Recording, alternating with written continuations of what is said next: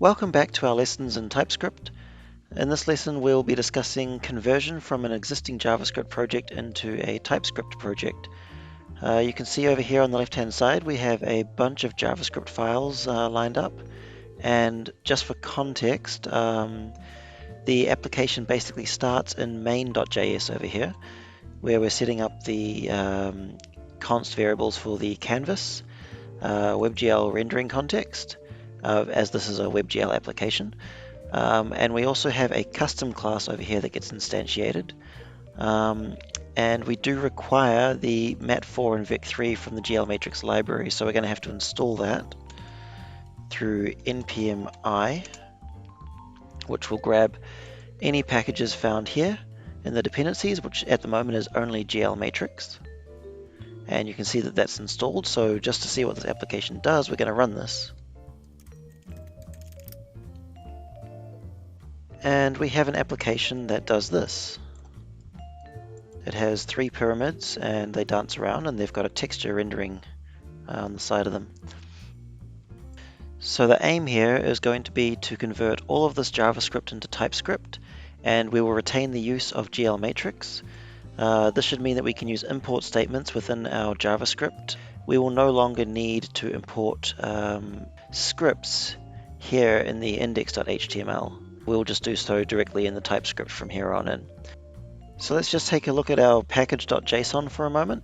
The only dependency that we have here is GLMatrix right now, and we're definitely going to be bringing in a few more. So if you saw our last video, we brought in TypeScript, we brought in Webpack and Webpack CLI.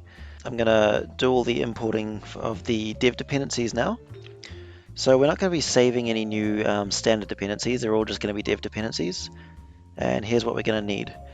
We're going to need npm I -- save dev, so these are dev dependencies.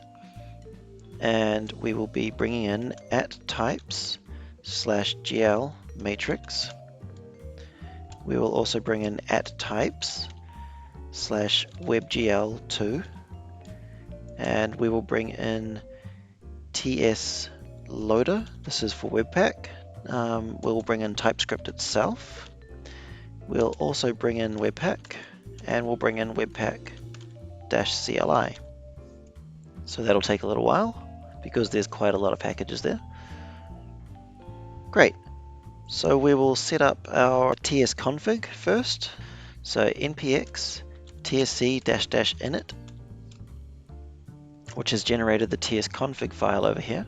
I'm basically going to get rid of most of this stuff. We will target ES5, but our module will be ES6. And we will only keep the outdir and rootdir from this section. So I'm going to enable those. The outdir can be the dist folder, which doesn't exist yet, but that will be generated by Webpack and TypeScript. And the rootdir is going to be the source folder, which we have over here, where we're going to be replacing all the JavaScript with TypeScript. I do want all of these strict behaviors over here, so I'm just going to select all of those and enable them. Strict property initialization, I think that can be set to false actually. And the only other 2 things that I'm going to keep are the ES module interop and the force consistent casing and file names. Okay, so I'm going to leave these comments over here, they're not hurting anybody. And now the part that I'm going to have to do manually is bring in the webpack.config.js over here. So new file, webpack.config.js. You can feel free to copy and paste what you see here. We need to specify that we want to start at this file over here. So main.ts, we're going to be replacing this JS file obviously with a TS file. And that's what's going to be considered our entry file. I'm not going to go with bundle.js, I'm going to call it index.js, or maybe, yeah, index.js. And yeah, it's going to go to the dist folder, so I'm happy with that. And now I can basically just start replacing all of these files here. So what I'm going to do is I'm going to copy and paste this. Copy and paste. So we've got source copy, and I'm going to call the source copy source.old. and this will just be a reference to the working script that we need. So I'm going to jump into source, and the first thing I'm going to do is switch all of these here from JS to TS. And you're going to see that these are going to break straight away. So it's having problems finding this stuff. That's perfectly fine. We'll get to solving that.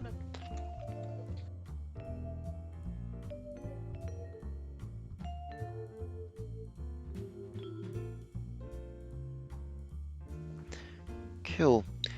So the best way to go through this is to start at the very beginning, and the very beginning for this project is main.ts over here. So to start with, this canvas, it's a const, but let's say that it is of type HTML canvas element, and we're going to have to typecast document.getElement by ID to the same type as well. So we do that with these pointed brackets here, the arrow brackets, and we can just take this type and then paste it in there. So this is the type that we're expecting, and this is the type that we're converting this into. You won't always have to do typecasting. It's only when the data that you're getting is ambiguous or vague. So GL, let's say that that is of type WebGL to rendering context, and we're also going to typecast the assignment for this. Okay, so we slowly start to see these errors disappear. WebGL app is actually not okay, despite the fact that it says that it is. We're going to have to go into WebGL app.ts and resolve issues there. As for this section here, we aren't going to use this anymore. What we will do, however, is we will export all of our consts in a single const called main. So here we go. Export const main is equal to a JavaScript object where we include our canvas, we include GL, and we include WebGL app, exactly as they're written over here. Now, WebGL app is not going to work straight away. Actually, what I need to do is delete this source.old folder. And we'll see how WebGL app holds up at the moment. If we jump into WebGL app.ts, we will see that there are a lot of issues here. Now, the first thing that we're going to have to do is export our class. So all of these are going to have to be exported classes. So export class WebGL app. And now we're going to start seeing issues pop up everywhere. So let's add the export keyword to the start of all of our classes. Export. Export. In the case of shader.ts over here, we have a lot of consts that should actually remain consts. So we're only going to be exporting the class actually. So let's export the class over here. And in scene object, we add export again. In mesh, we add export. And camera, we export. Okay, so now everything's got the export keyword here. So let's jump back into WebGL app and see if we can start resolving all of these issues here one at a time. Okay, first things first, let's start to assign the correct types to these objects here. Now, that's done through the colon. And I need to be putting the exact type that this variable is meant to be. So if I see further down, we are assigning a new mesh class to mesh. So therefore the type of this variable mesh is of type uppercase mesh, that is the class over here. So we can type in mesh. And don't worry about this line over here, how it's got an error. For now, we'll just replace the types as they need to be done. So scene objects, that should be an array of scene objects. So we've got a scene object class, and as you can see, let's try that again. scene, and just pay attention to the IntelliSense here for a second. It is implying that I may want to use this here. So I'm going to hit enter, and it has imported the scene object class from the scene object file. Scene object file is over here. So now that's sorted out. So let's try going back to the mesh over here and hitting control dot, control full stop. And right here I've got either the option to import mesh from module.mesh, or I can add all of the missing imports. So let's try import mesh from module.mesh. Okay, it has resolved this by importing the correct script. So what happens if we try to bring in all of the missing imports? It has brought in shader, camera, and texture manager. So this will allow us to put the correct type over here, texture manager, shader, and camera. Okay, so why does this work? Well, again, I must highlight that you'll notice the class that we're instantiating here is the shader class, the mesh class, and the camera class. Note that unlike the variable, which is completely lowercase, the class name is upper camel case, starting with a capital letter, and the rest are all lowercase. So this is the class over here, and that's the type that we should be assigning to the variables over here. So there is one thing here that is now red, which is this.sceneObjects, which we can see is an array of scene objects. There are 3 scene objects in this variable. We're trying to assign an array to a single object here because this hasn't been specified as an array. For this to be an array, we have to come to the type and add the array syntax after it. There we go, that's resolved that issue. Now, GL.viewport, we are grabbing GL from our main class. So GL is a const over here, and we need to access that through main. So here we go. Main.gl, and main is not coming in straight away, so let's try hitting control dot, import main from the main file. Easy, and that has automatically imported it over here. Okay, so let's just copy and paste that in front of all of the other instances here. So main.canvas, main.canvas, main.gl, main.gl, and main.gl. So this conversion can be done whether we understand the entire code base or not. We just have to look for these symptom areas and we need to resolve them. So gl.clear, gl.colorBuffer, and gl.depthBuffer. Okay, cool. So now we can start doing this procedure through the rest of these scripts as well. So let's try with camera, for example. So the camera doesn't really need much. Let's try control dot and see what it offers. Import mat4 from module GLMatrix. Done, solved. All of them. I'm going to get rid of these comments because they're not really helping at the moment. Okay, we're going to have to put the types on all of these variables here. So we've got a view matrix variable, and we can see that that's of type mat4. You can tell from this pop-up that shows up when I hover over mat4. So let's add that type, mat4. Okay, projection matrix, that is also a mat4 we can see here. So let's add the type, mat4. Near is assigned to the number 1, and far is assigned to the number 200.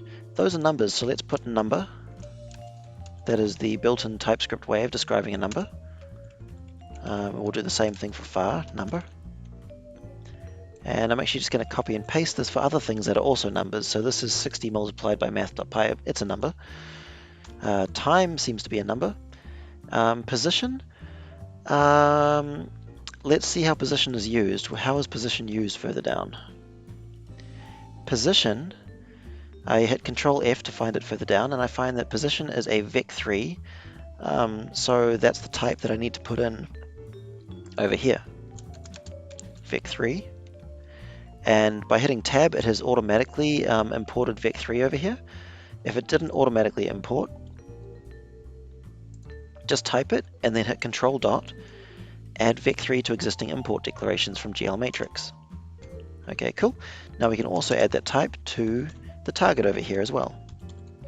So that's that solved. And now we also need to bring in main again. Whenever we're accessing canvas or GL, we need to bring in main. And we need to import correctly. Import main from module main. Okay. And just copy and paste that before any instance of canvas or GL. In fact, while we have this on our clipboard, let's just go through every file and make sure that we do that. WebGL app is included in that as well. So GL, WebGL app, and canvas. We'll just keep an eye out for any place where that's happening. I'm going to use the Alt key to click in multiple places.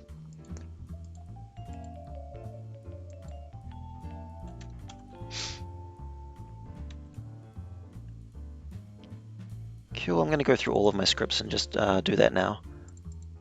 And actually, I can see that in main.ts, we need to import the WebGL app class here, which is easy enough, done. Okay, and you'll start seeing that these problems are starting to disappear the more that we address these issues.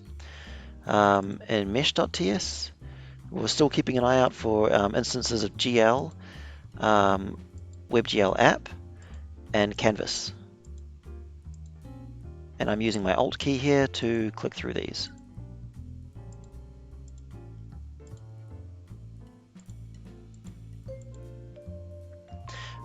Leave stride and vertex color offset alone for now because I'm not too sure where those come from. I think they come from shader, but we'll have to check those out. Okay, now it hasn't been happy with main straight away, so let's hit Control dot on one of the instances of main, and it suggests importing main from module main. So that's solved, and we need to assign the correct types to these over here. What is vertices? Vertices, it says any at the moment. Now we could just type any over here, which kind of solves the issue, but we shouldn't do that. Any is a lazy way to solve things in TypeScript, and it's kind of like bringing in TypeScript without the IntelliSense. So if we want the IntelliSense, we should avoid this word. Let's see, what is vertices? Vertices is an array, we can see over here, and it's an array of what? It's an array of numbers. So we'll put in number, followed by the array syntax. Now, the vertex data buffer, what is the vertex data buffer? It is a... we can see where we're assigning it over here. Now, one way to get a clue about the type that we should be using is to hover over the method that's assigned to that type. So here we have WebGL create buffer. Now, what are we getting out of that? We are getting a WebGL buffer out of that. So let's use that as the type. See here where it says WebGL buffer. Let's just type that in over here. Well, actually, no, sorry, we type it in at the time of declaration. So we'll place it up here in the variables section. And that has solved that problem, except that we probably need to typecast here as well. Solved. Again, with stride and vertex color offset, we're going to leave those alone for now. Now, scene object transform. Let's see if we can resolve that with Control dot. Import transform from module transform. Great. Okay.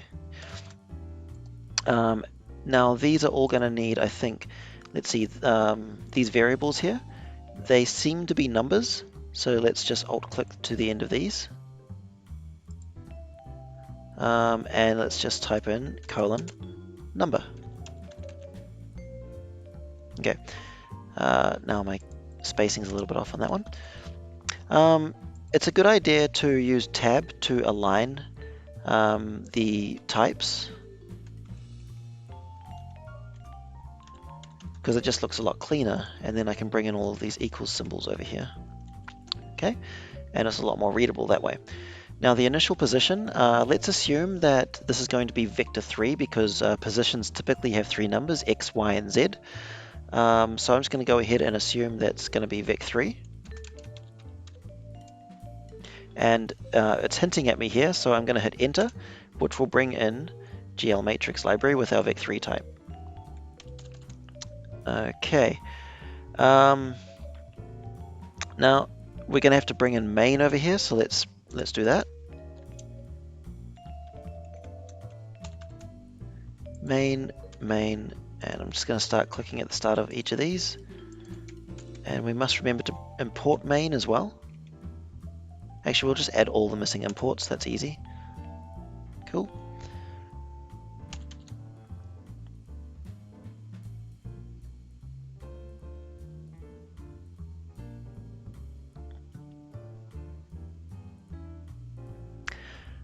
It's complaining over here that our vertex buffer does not exist in the type mesh. So let's have a look at type mesh and see why vertex buffer doesn't exist.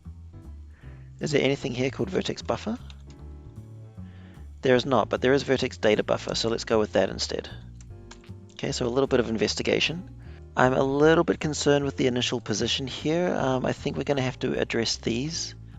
In fact, let's do that now. Let's say that position, rotation, and scale are all of type vec3. And we will assign some default values to this. For the most part, it'll be similar to what we have here, but let's get rid of the assignments that we already have. Okay, now selecting after vec3 for each of these, we'll run the assignments here, so equal vec3 dot from values, and we're going to put in, let's say, 0, 0, and 0, except for scale, which should be 1, 1, 1, because of a scale of 0 is invisible, basically. Okay, now it's complaining about this super, saying that we can't pass position to the super over here, probably because the super, if we hit F12 to take us to the super, is expecting an object when actually it needs to be vec3. So let's do the same thing that we just did. We can take from scene object, and we can actually just copy and paste this into the super. So here we go. And don't forget to import as needed. And we will also assign the correct types over here as well. So that's vec3, that's vec3, and that's vec3. And that means that these won't work anymore. So what does a vec3 need to equate to these? Well, it basically needs the same values that we've put up here. So I'm just going to take one of these and copy paste them in. And I'm going to use Alt and Shift to draw a rectangle over here and just paste that in. And I'm going to overwrite the first two rows here, the position and rotation, with 0, 0, 0. So position and rotation should default to 0, 0, and scale should default to 1. I'm going to format this so it looks nice. Model matrix is meant to be mat4, as we can see over here. And then I should probably format these so they go like that. Cool. And we need to import mat4. Okay, now we can add main to GL and main to WebGL app. Thus, we should also import main over here. We can't access XYZ anymore because we just replaced all of the object types over here with vec3. The only way we can access these now, we can probably replace the position over here. We don't need to access the XYZ positions in an array anymore. We can just use this dot position. And for the rotation, unfortunately, we have to address these on an individual basis. So we're going to go with rotation Z. Well, if we count up through XYZ, XYZ is as 0, 1, 2. That would leave Z as the 0, 1, 2. Y would be 0, 1, and X would be 0. Okay, and we can actually just do the same thing that we've done with position for scale, replacing the array with this dot scale. Okay, so that's the script fixed. Okay, so here we are in the scene object, seeing the transform method over here. We see that there's a few red lines here. This is because there is no XYZ property in position anymore, since we've converted it from a JavaScript object into a vec3. So this means that we are going to have to change the way that we're presenting the data here. We don't have to change the data itself. This will stay. We just have to change basically removing the XYZ here.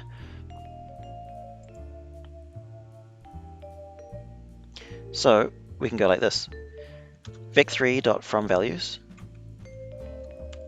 and we just remove the X over there, the Y from there, and the Z from there. And we simply put the closing bracket for fromValues method over here. Okay, so we can just repeat that as we go. Of course, initial position.x should be initial position 0, and initial position.y should be initial position 1. So this is how you're working with the GLMatrix library here. We'll do the same thing over here, taking the from values from vec3 and offering the closing bracket over here and semicolon, and we must remove the XYZ identifiers over there. Okay, and the same thing with scale, where we also bring in vec3.fromValues and replace the closing bracket. So we are slowly fixing our TypeScript project. So let's have a look at shader. Actually, what I'm going to do with shader is I'm going to take these consts, all of them actually, at the top here, and I'm going to move those into mesh because mesh seems to want them.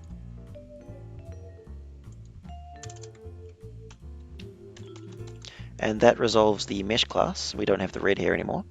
Now let's have another look at shader and see what's going wrong here. Program, infer the type of program from usage. We can actually just infer the type by hitting Control dot on these.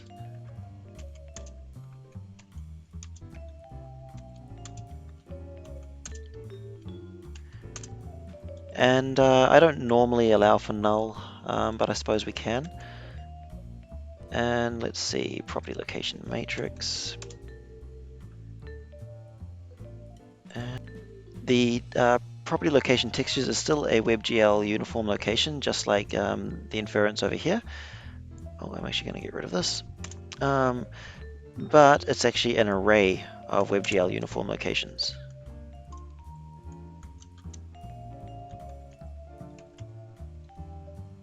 So I must put the array syntax after it.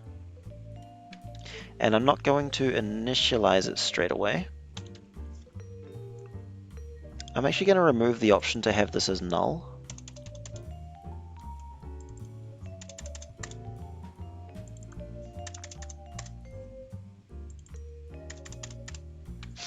Okay, and now I'm going to bring in main.gl for anywhere that needs it, or I'm going to bring in main rather, for anywhere that needs it.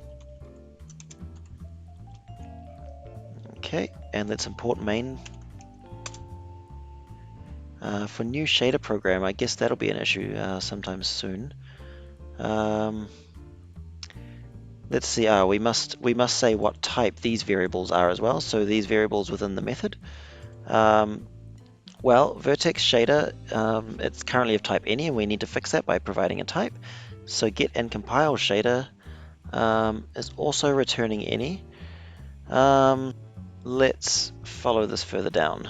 Hit F12 on get and compile shader, and we can see over here that we're returning new shader. Now new shader is of type create shader. We actually need to investigate create shader as well, and we can do that by providing main for GL over here. So now that this is complete, we can see that create shader returns a WebGL shader. So a little bit of investigation. So let's use the type over there, WebGL shader. And we probably have to typecast this as well.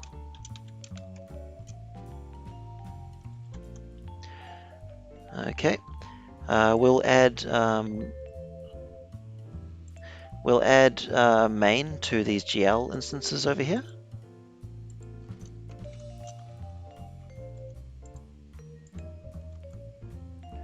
And all the way down here. Cool. Okay. So the reason that this is freaking out for us is that we need to typecast whenever we assign our uniform locations. So if we just check the type for the property location model matrix here, it wants a WebGL uniform location. Unfortunately, that is a type that we are going to have to typecast. So I'm going to click just before these using Alt and type in here WebGL uniform location and just close that off. Okay, so that's our typecasting done. And we'll just copy and paste that typecast because it also needs to go before each of these properties in the array here.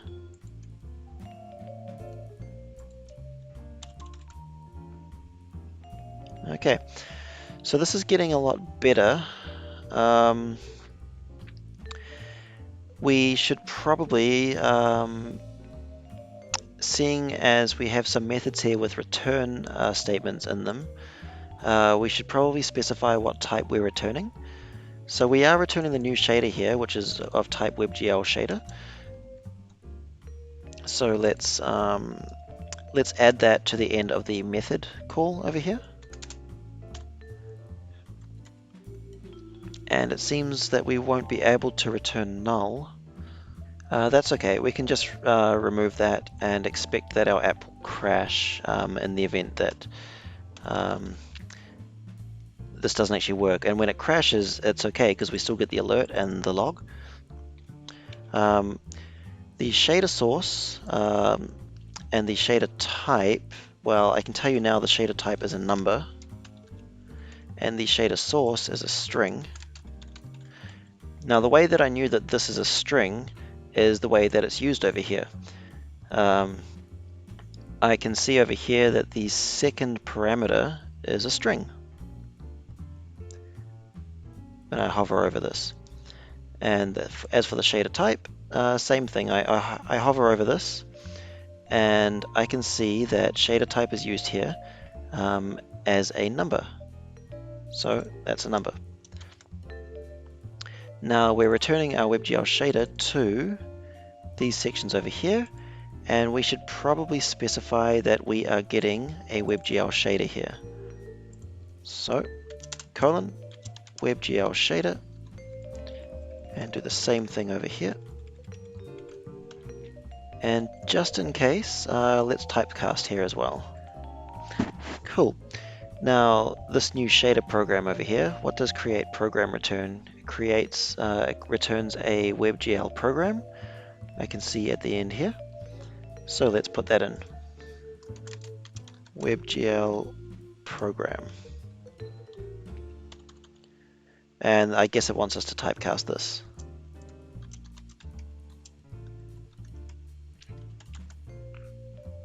All right.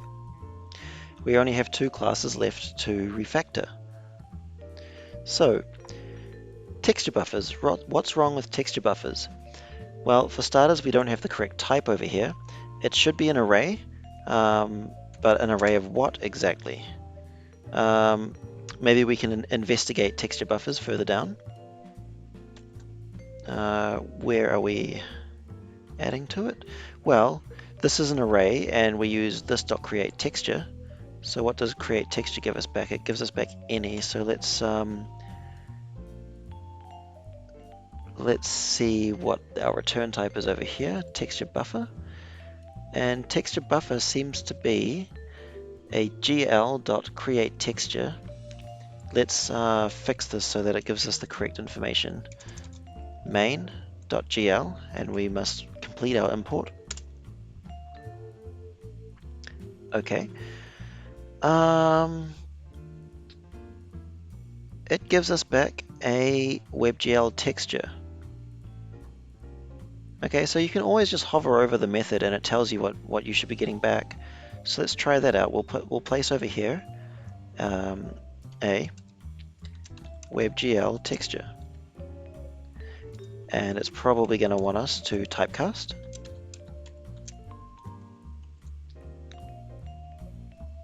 And the URL over here, let's see, where is the URL used? Unfortunately, the image over here, it's not going to work as is. In typical JavaScript, it would have simply attached a brand new variable called image onto the end of a texture buffer, because you can do that in JavaScript. You can't do that in TypeScript, so we're going to have to be a little more specific. So we're going to go var image. And what type should we provide for this? Well, let's see. When I hover my mouse over image, I can see that it returns an HTML image element. So let's provide that over here, HTML image element. Okay, so now we can set the source of this image element to the URL, and we don't need texture buffer over here. We just say that when the image loads, we do all this stuff down here. So I'm going to add main in front of all of these GL instances. Cool. And I'm just going to remove the texture buffer from this image reference over here. And that is that fixed up. So URL, where is that used? That's assigned to the source. And we can see that source belonging to HTML image element is of type string. So therefore the URL has to be of type string. So now we return a texture buffer, and that returns a WebGL texture. So let's specify that after the method over here, WebGL texture. This entire thing is an investigation. That's what this is. We look at something and we try to find out what it is. And there's a few ways to do that, right? So anyway, we have a ready count here. Where is the ready count used?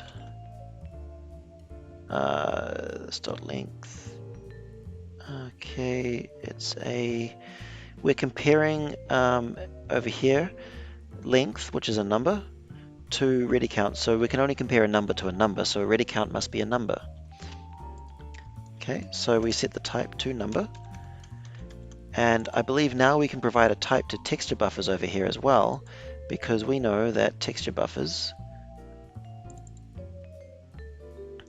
is populating with these create textures, and create texture returns a WebGL texture, so therefore texture buffer is of type WebGL texture, but it's an array. There we go. And that has solved the issue up here. Okay, now we've got a few instances of GL over here and WebGL app, which require main.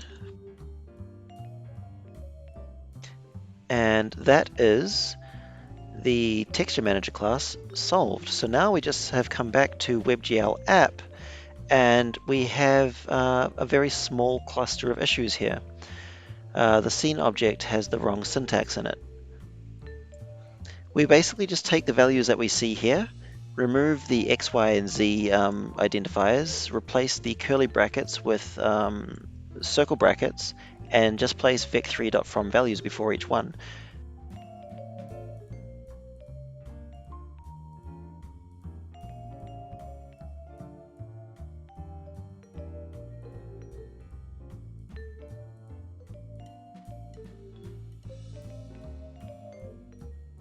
Now we have to also bring in the vec3 from GLMatrix library. So control dot, add all missing imports.